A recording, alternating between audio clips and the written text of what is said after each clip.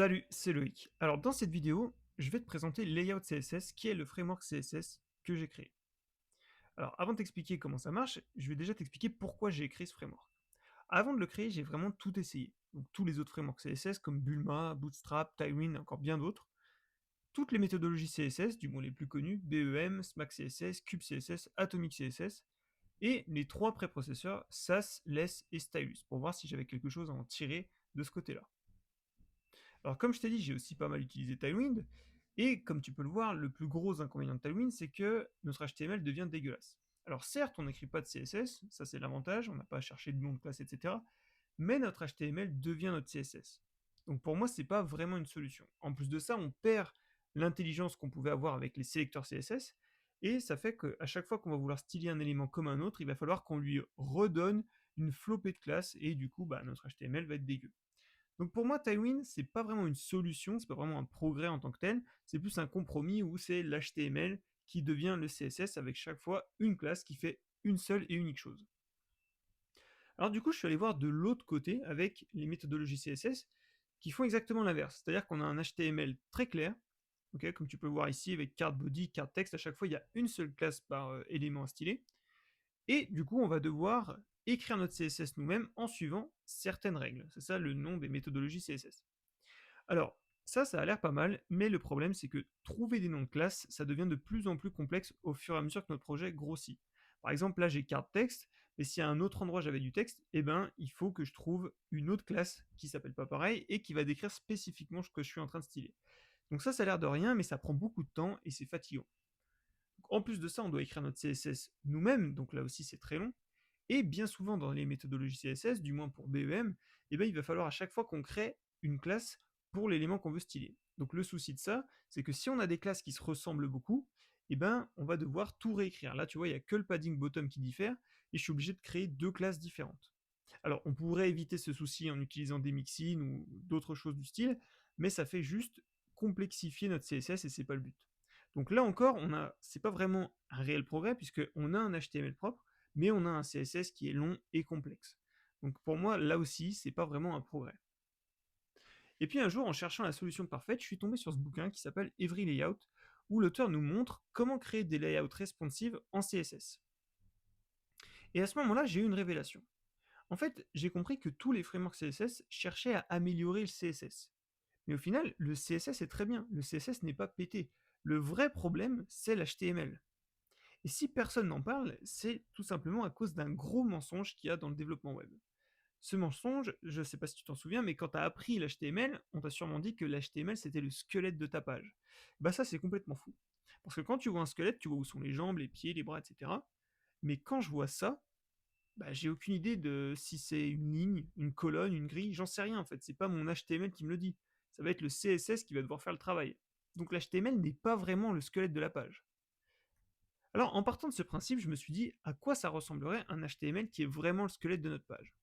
Donc, imaginons qu'on ait par exemple une balise row-l, -l pour layout CSS, hein, ça montre que c'est une balise de layout CSS, et je vais mettre à l'intérieur des éléments, et au lieu de s'afficher en ligne, en colonne comme d'habitude, pardon, ils vont s'afficher en ligne, d'accord.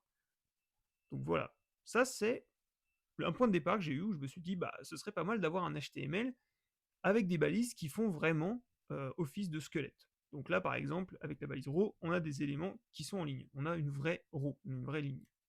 Pareil, on pourrait avoir par exemple une balise center-l qui va automatiquement se centrer horizontalement sur la page. Voilà. Donc ça, c'était le point de départ de ma réflexion. Et au final, c'est là qu'intervient Layout CSS et c'est de ça qu'est né Layout CSS. Layout CSS va introduire 11 nouvelles balises HTML qui sont là et qui finissent toutes par "-l", et chacune de ces balises va avoir un comportement d'affichage spécifique. Alors ce qui est très différent avec Layout CSS des autres frameworks CSS, c'est que le but de Layout CSS, c'est de créer un layout responsive avec de l'HTML uniquement. Et c'est tout.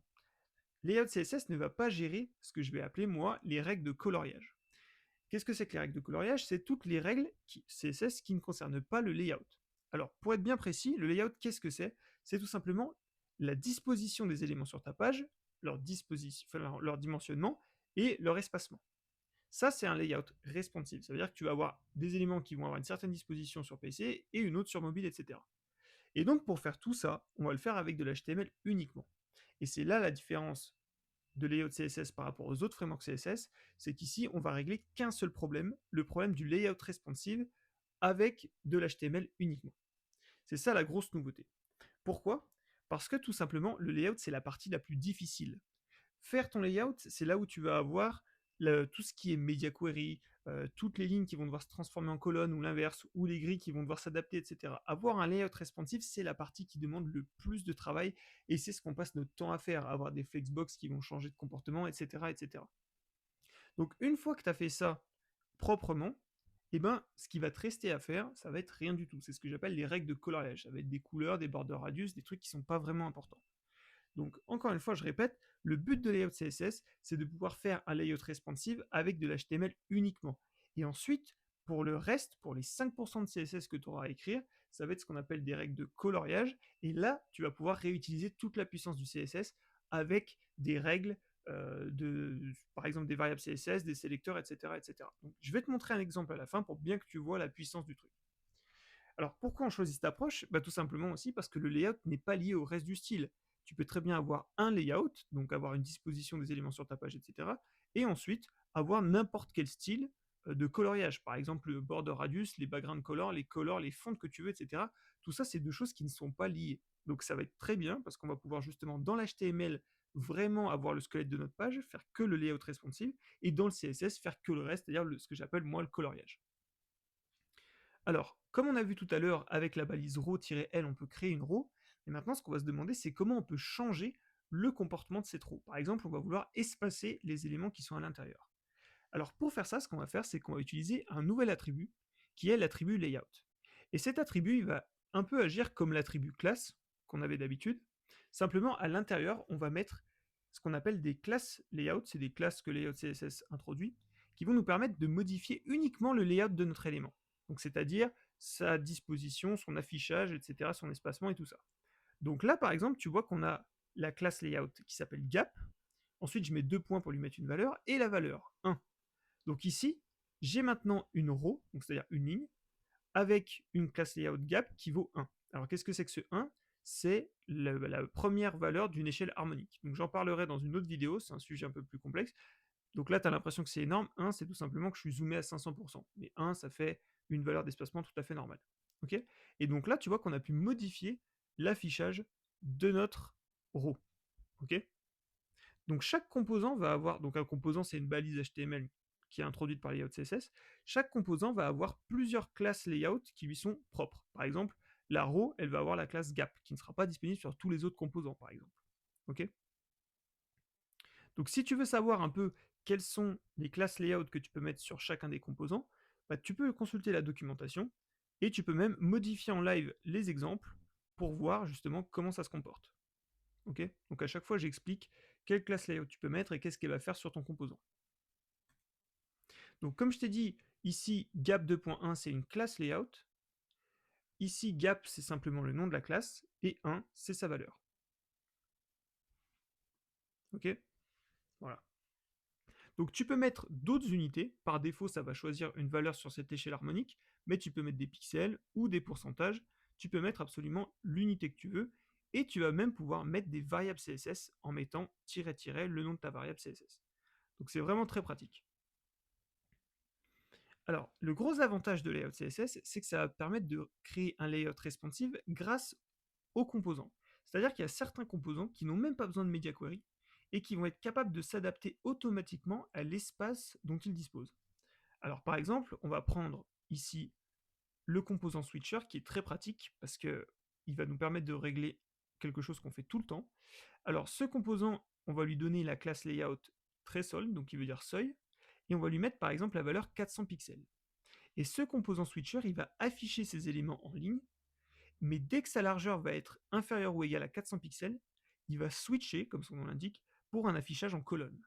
Alors là, tu vois, j'ai mes deux jeux de Game Boy, et dès que j'ai moins de 400 pixels d'espace disponible, hop, ça passe en colonne. Ok? Donc tu vois qu'ici, on n'a pas utilisé de media query.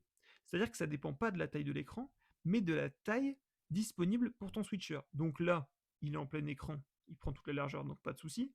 Mais si tu utilises ce même HTML, donc ce switcher, dans un environnement où il a moins de place, par exemple dans une div qui n'a que 300 pixels de largeur, et bah automatiquement, il va s'afficher en colonne. Donc c'est ça l'avantage de Layout CSS, c'est qu'on a des composants qui sont responsifs par nature et qui n'ont pas besoin de media query pour s'adapter. Alors dans le même style, on va avoir la grille, qui va nous permettre du coup d'avoir une grille responsive. Et cette grille, elle va avoir la classe layout minCellWidth. Donc là, on va lui donner la valeur 150 px. Et cette grille, ce qu'elle va faire, c'est qu'elle va toujours faire en sorte que chacun de ces éléments enfants ait une largeur d'au moins 150 pixels. D'accord? Et dès qu'on rétrécit trop la grille, elle va switcher son nombre de colonnes pour que chacun de ses enfants ait une largeur d'au moins 150 pixels. Donc là, tu vois, c'est le cas, automatiquement, elle s'adapte. Donc tu peux aussi définir un nombre minimal de colonnes ou maximal de colonnes. Tout ça, c'est sur la documentation. Ensuite, avec Layout CSS, on va avoir le concept d'utilities. Alors, les utilities, bah, c'est tout simplement ce qu'utilise Tailwind partout, c'est-à-dire qu'on n'a que des utilities avec Tailwind. Là, on va avoir aussi certains utilities, on va en avoir une dizaine. Alors, un utility, qu'est-ce que c'est? C'est tout simplement une classe layout, mais qui va être disponible non pas sur un composant de layout CSS, mais sur absolument toutes les balises HTML. Là, par exemple, tu vois que je vais mettre layout égale p2.1, et ça va donner un padding de 1 à ma div. Ok, donc tu vois que c'est vraiment simple. Et donc cette utility, donc cette layout class P, on va pouvoir l'utiliser sur tout, sur n'importe quelle balise HTML, qu'elle vienne de layout CSS ou pas. Donc sur un switcher, sur une grid, sur une div, sur ce que tu veux. Donc bien sûr, des fois, on est obligé d'utiliser des media queries parce qu'on n'a pas le choix. Donc là, par exemple, je veux donner un padding de 2 sur mon échelle harmonique à ma div, et je vais vouloir lui donner un autre padding lorsque l'écran est inférieur ou égal à 200 pixels. Alors là, c'est ce qu'on va faire. Donc tu vois, je mets P2.1. Et donc ce qui va se passer, c'est qu'automatiquement, quand la largeur sera inférieure à 200 pixels de l'écran, le padding va du coup passer à 1 au lieu de 2. Donc ce padding de 2 là, c'est le padding en temps normal. Et ce padding de 1, c'est ce qui va s'appliquer lorsque l'écran aura une largeur inférieure ou égale à 200 pixels. Donc là-dedans, on va pouvoir mettre plein d'utilities ou ce qu'on veut. Et tout ce qu'il y aura là-dedans va s'appliquer uniquement quand l'écran sera inférieur ou égal à 200 pixels. Ok? Donc là, tu vois, c'est le cas. Tac, tac, le padding change en fonction de la largeur de l'écran. Voilà. Donc ça, c'est la notion de media query. Donc si tu as bien remarqué, on utilise l'approche desktop first. C'est-à-dire que quand on style par défaut, on style pour le plus large écran possible. Alors pourquoi on choisit cette approche? Tout simplement parce que c'est plus simple de passer d'un layout sur desktop, donc qui est large, et ensuite le réarranger pour qu'il s'affiche bien sur mobile, plutôt que de passer d'abord sur une version mobile minimaliste et de devoir faire beaucoup de travail de réarrangement pour arriver sur une version desktop. Alors, tu vas voir qu'on peut aussi donner à nos composants, du coup, des media queries et des layouts classes en conséquence. Par exemple, là, je veux que le gap de ma row soit de 1 lorsque l'écran est inférieur ou égal à 200 pixels. Et donc là, tu vois, effectivement, le gap change bien. Okay, donc ça marche sur les utilities et ça marche aussi sur les layouts classes du composant. Okay. Maintenant, la grande question, c'est qu'est-ce qu'on fait du CSS restant? Parce que là, tu nous montres comment faire un layout, c'est bien, mais si derrière on doit écrire 500 lignes de CSS à chaque fois, ça va être pénible. Alors justement, pour le CSS restant, comme je t'ai expliqué, c'est ce que j'appelle des règles de coloriage. C'est toutes les règles de CSS qui n'ont pas de rapport avec le layout. Donc tout ce qui n'a rien à voir avec le dimensionnement, l'espacement, la disposition, etc. Alors pour faire ça, on va utiliser un simple fichier CSS, il n'y a rien de magique là-dedans. Alors plus tard, je te montrerai des techniques avancées où tu vas pouvoir utiliser ça avec des mixins, avec ce que tu veux, mais dans la plupart des cas, ce n'est pas nécessaire parce qu'au final, le CSS restant est vraiment ultra simple. Alors là, tu vas te dire, mais what the fuck, tu crées un framework CSS pour au final écrire du CSS? Bah justement, c'est ça la force de la chose, c'est que Layout CSS se concentre sur une chose et va le faire très bien. Nous permettre d'avoir un HTML qui est vraiment le squelette de la page et qui va nous permettre de gérer le layout responsive, c'est-à-dire 80% du travail. Okay, parce que comme je t'ai dit tout à l'heure, un layout responsive, c'est vraiment ce qui nous prend le plus de temps et ce qui est le plus pénible à faire, le plus répétitif. Alors, on va voir un exemple, parce que là, pour l'instant, c'est que des promesses, mais je vais vraiment te montrer à quoi ça ressemble, et là, tu vas pouvoir te faire une idée par toi-même. Alors déjà, quand tu vas travailler avec Layout CSS, une bonne idée, c'est de commencer avec une maquette, un wireframe. Donc tu fais un petit schéma de la disposition globale des éléments sur ta page, et ça va te permettre justement de faire ensuite ton layout. Alors là, une fois que tu as fait ta maquette, tu vas pouvoir construire le layout responsive de ta page. Alors là, j'ai fait un petit exemple où j'ai refait le site d'Audemars Piguet. Donc là, j'ai écrit aucun CSS, j'ai tout fait simplement avec Layout CSS. Et tous les bords noirs que tu vois ici, c'est tout simplement parce que Layout CSS est en mode dev. Et dans ce mode-là, eh ben, on affiche les barres des éléments pour voir si on dimensionne correctement nos éléments. Par exemple, là, tu vois que cet élément-là, je vois facilement sa taille ici. Okay, donc ça te permet de contrôler le layout. Mais à cette étape-là, j'ai écrit vraiment que du HTML. Grâce à Layout CSS, j'ai écrit aucun CSS moi-même pour l'instant. Okay, même pas les fonts, rien du tout. Donc voilà à quoi ça ressemble. Et donc à cette étape, c'est déjà responsive, hein, si tu t'affiches la version mobile, ça marche, etc. Donc on a fait toute la partie du layout, et donc comme je t'ai dit, les 80% les plus compliqués. Maintenant, il va falloir ajouter le coloriage. Alors voilà à quoi ça ressemble quand on aura ajouté les règles de CSS. Donc là, tu vois que le site est fini. Hein. Voilà. Et je vais un peu avancer pour te montrer la version mobile. Voilà. Et donc tu vois que ça marche aussi sur mobile. Ok. Alors maintenant, je vais te montrer le code, et c'est là que tu vas voir tout l'intérêt de Layout CSS. Alors on va commencer par l'HTML. Donc voilà à quoi ressemble notre HTML qui va gérer du coup tout le layout responsive. Okay, donc comme tu peux le voir, c'est très concis. On n'a plus des classes qui font 14 km de long. On a un code très très concis. Et la seule chose qu'on a dedans, le plus long on va dire de tout ça, c'est le texte à chaque fois qu'on a dans nos balises. Tu vois que c'est vraiment très clair. Il y a très peu d'indentation. L'HTML est propre. Tu vois qu'il n'y a que 4 ou 5 niveaux d'indentation. Il y a un peu de JavaScript à la fin juste pour cacher le header. Donc ça, c'est pour l'HTML. Donc tu vois que déjà, en termes d'HTML, c'est très propre. Maintenant, on va voir le CSS restant. Donc tout le CSS de la page que je t'ai montré précédemment, il est là. Ok. Et donc là, tu vois qu'on a 65 lignes de CSS, puis ensuite j'importe les fontes, que je suis bien obligé d'importer.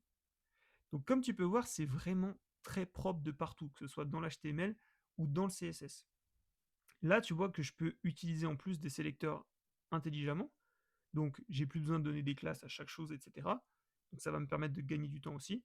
Et je peux même, donc là, c'était pas la peine, mais je peux même utiliser des variables CSS si je veux.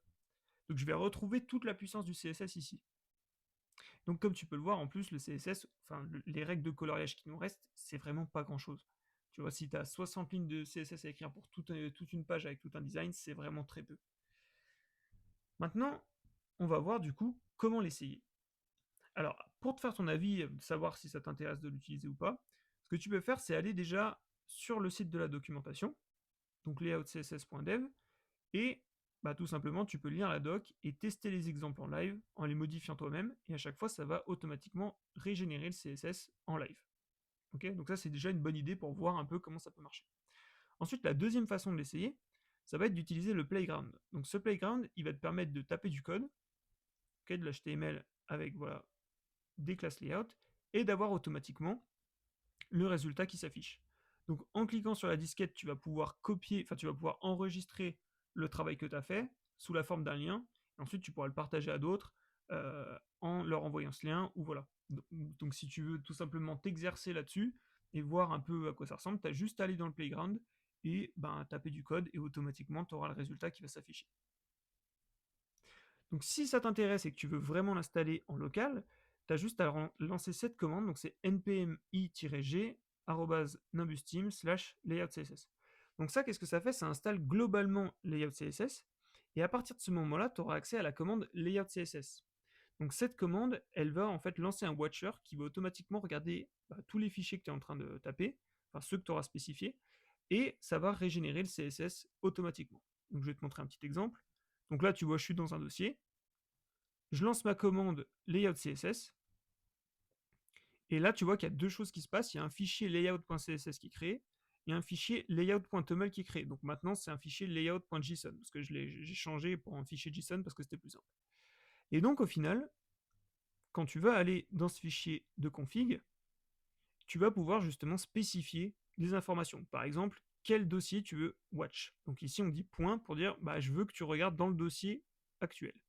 Ensuite, tu vas pouvoir mettre une liste d'extensions. Donc ça va être tous les fichiers que tu veux lire pour au final générer du CSS. Donc là, je lui dis, bah, tous les fichiers qui finissent par .html, tu les lis et tu génères le CSS. Ok. Ensuite, on a l'harmonic ratio, qui est justement la valeur de notre échelle harmonique. Donc là, c'est 1,618. Notre base value, c'est simplement la valeur de 1 REM, donc ici 16.5 pixels, et dev, qui est à true, tout simplement pour dire si tu veux être en dev mode et voir les bords noirs de tes éléments s'afficher dans la phase où tu fais le layout. Et ensuite, dans l'output, tu vas pouvoir tout simplement spécifier le nom de ton fichier, donc ici layout.css. Ok. Enfin, le fichier et la destination même. Voilà. Bon, et maintenant, que faire ensuite?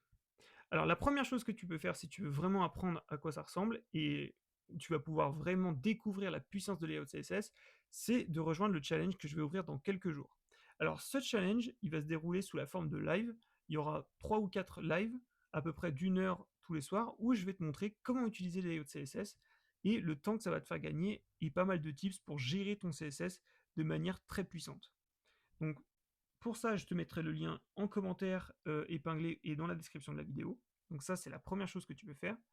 Ensuite, si le projet t'a plu et tu trouves ça intéressant, que tu aimes la philosophie derrière, n'hésite pas à laisser une étoile sur le repo. Pareil, je te mettrai la description en commentaire épinglé, parce que moi, ça soutient mon travail, donc ça me fait énormément plaisir de voir des gens qui soutiennent mon travail. Si tu as des commentaires constructifs, tu peux me les laisser. Moi, c'est avec plaisir que je vais les lire. Et tu peux même devenir contributeur. Donc, si tu as envie de participer au projet, que tu as des idées pour améliorer le framework, etc., bah, n'hésite pas à me contacter, donc, soit par mail ou soit en commentaire dans la vidéo pour prendre contact avec moi. Et c'est avec plaisir que je cherche des nouveaux contributeurs. Voilà. Et enfin, je voulais déjà te remercier d'avoir regardé cette vidéo jusqu'au bout. Ce que je voulais te dire par rapport à ce framework, c'est que c'est un framework sur lequel je travaille depuis pas mal de temps, qui m'a pris beaucoup de temps à mettre au point et que j'utilise sur plusieurs projets de mes clients en prod. Et là où ça me rassure un peu, c'est que c'est vraiment quelque chose que j'adore utiliser. Je gagne énormément de temps avec, comparé par exemple à Tailwind ou à toutes les autres méthodologies CSS que j'ai pu utiliser. Et donc j'espère que ça te fera aussi gagner beaucoup de temps et que tu vas l'apprécier à sa juste valeur. Voilà, donc c'est tout pour cette vidéo et je te remercie encore et je te dis à la prochaine.